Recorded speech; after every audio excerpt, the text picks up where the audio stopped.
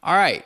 I call this one the uneasy tech MAGA alliance, the inherent limitations of nationalism, and is America for winners or is America for Americans? Featuring Balaji, aka Balaji Srinivasan, and Moment of Zen.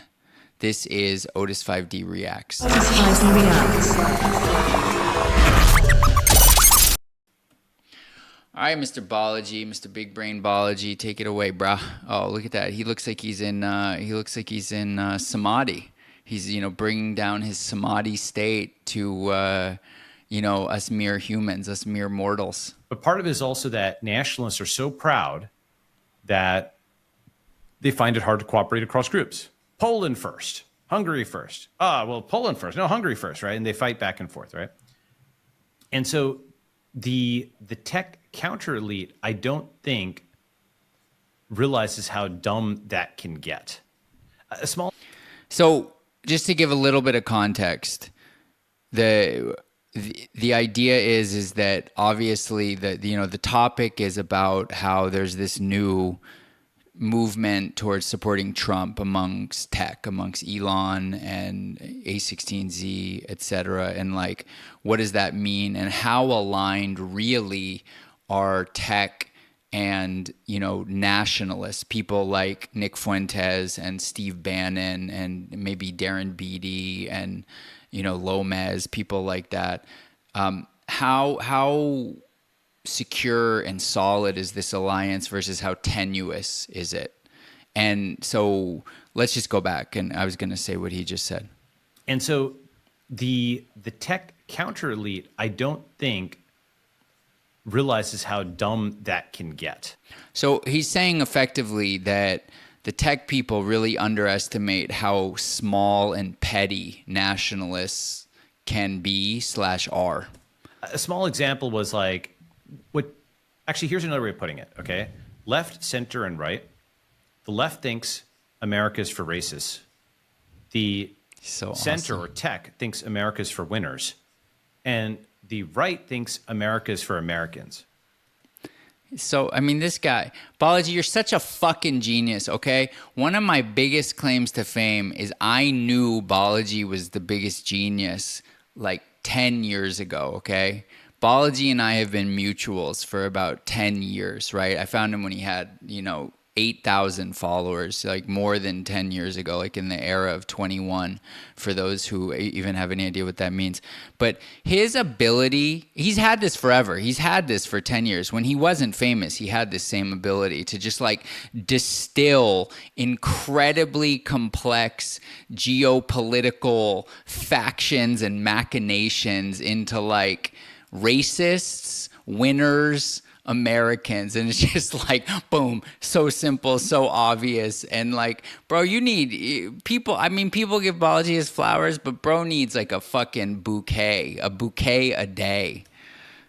Yeah. Those are three very different visions of the world, right? The left thinks America is bad and evil and, so on and so forth. But the center and the right actually have very different visions. America's for winners versus America's for Americans. Like the way, what they are proud of, they both identify the flag with something. And so long as Americans are number one, then that's fine because they're saying the same thing. But you can definitely start to see a tension there where what is necessary for their companies and their personal projects as a platform for them to win is in tension with, the citizens who want some sort of redistributive thing. And I just want to say, because I don't even know if Balaji pays attention to this, I think if I had to put my money on this, I'm almost embarrassed to say it because I think people are going to treat me like I'm a moron. But like, oh well, you gotta risk stuff if you want to be looked at as smart later. I think that the two most important thinkers right now are Balaji and Nick Fuentes. And Nick Fuentes is, already completely at odds with the tech takeover of MAGA.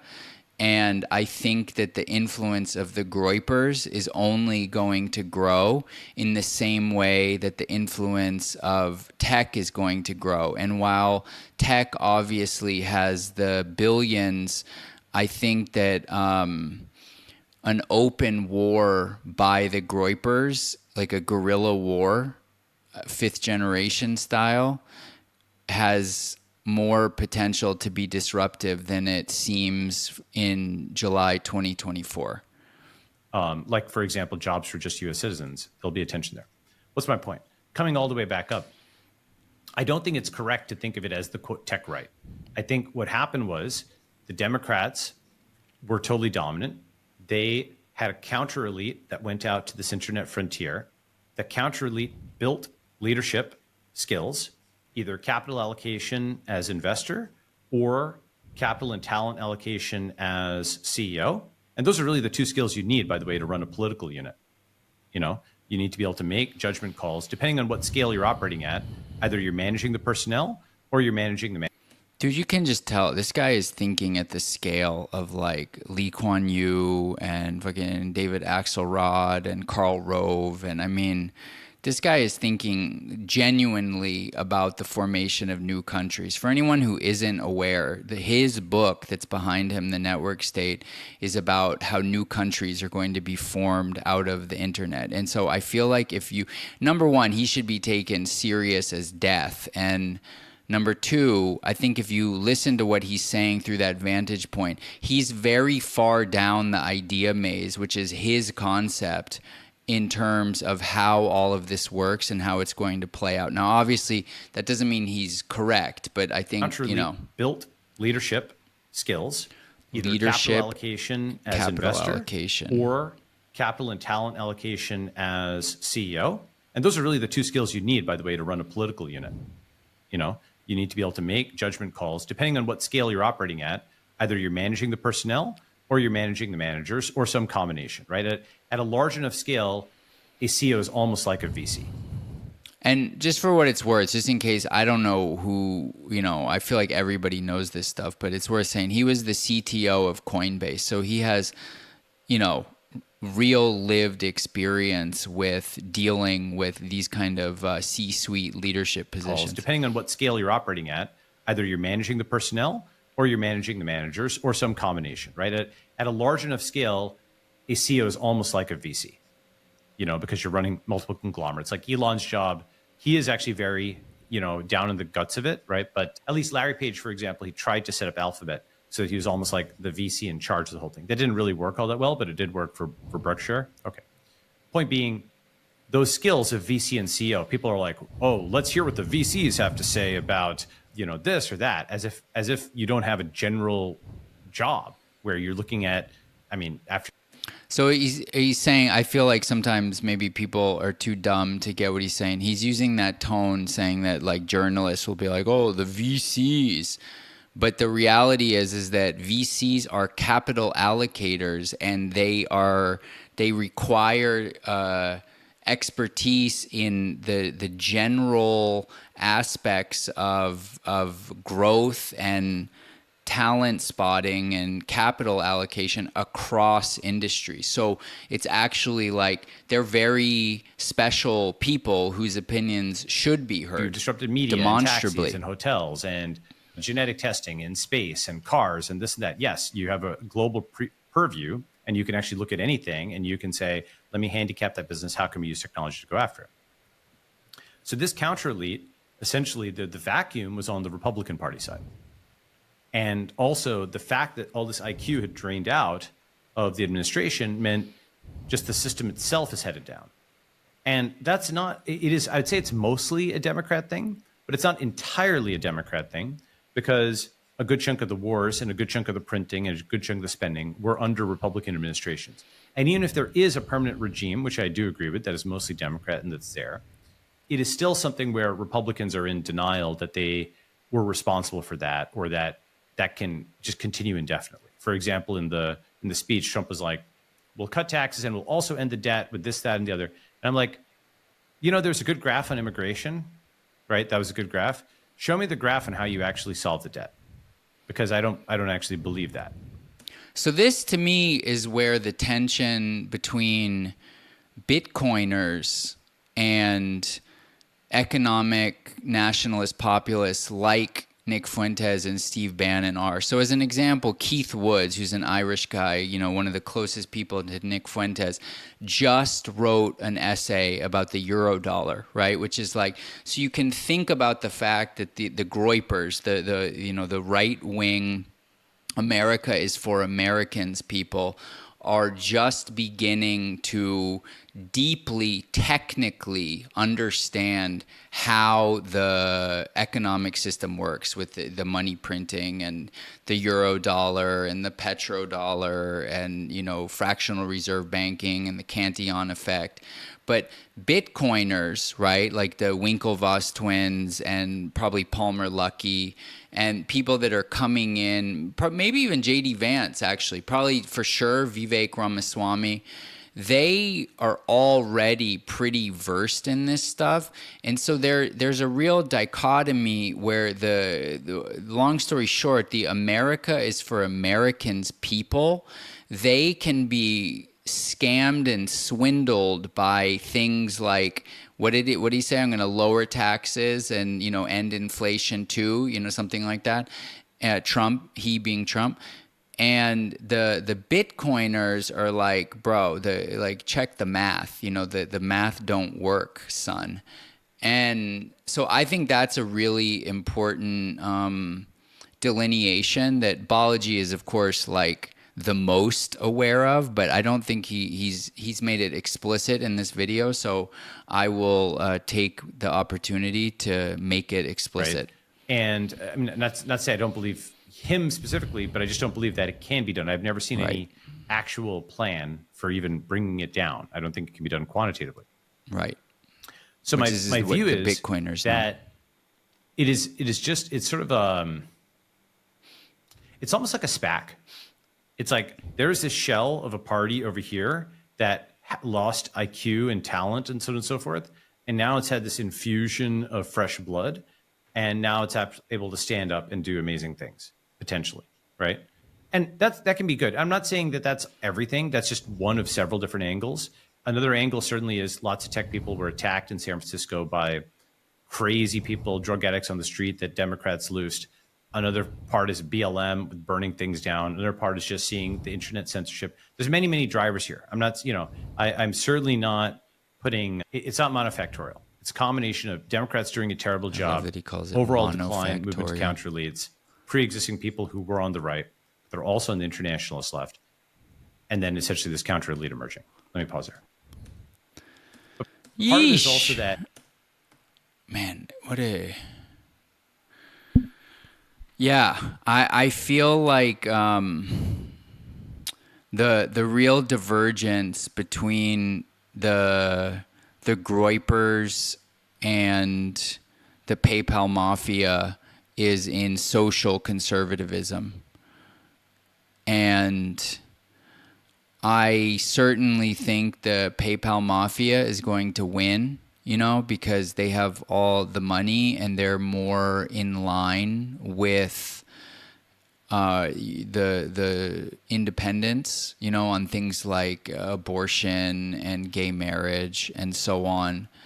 But it's interesting because in some ways, you can make a case. I just heard some people make a really good case that, 4chan elected Trump in 2016, with meme magic and Chatelet and Keck and so on. And now those people are potentially getting thrown out of the coalition in the same way that the BLM people, right? Like once Biden got elected, like the phone calls stopped coming, right? And Kamala, didn't, our black queen turned out to be Indian or something. And, wasn't particularly interested in bringing BLM into the fold. And so then you have this far left that, rears its head again in the Israel protests in the universities. And then you have the Claudine Gay scandal. And then a black woman gets replaced by a Jewish guy. And now you have this whole Jewish thing and Bill Ackman. I love it. I love that I'm bringing this up at some level because I have a feeling like Balaji, if he were to ever see this video, he's like, hey man, this is great what you're doing. Keep keep doing your stuff until now. And now he's like, bro, please stop doing this. Like, I don't want to be associated with whatever, horrible vitriol you're involved in. And oh well, welcome to the Terror Dome, everybody. Everybody's in the Terror Dome now, and there's no escaping the Terror Dome. That's the way I see it.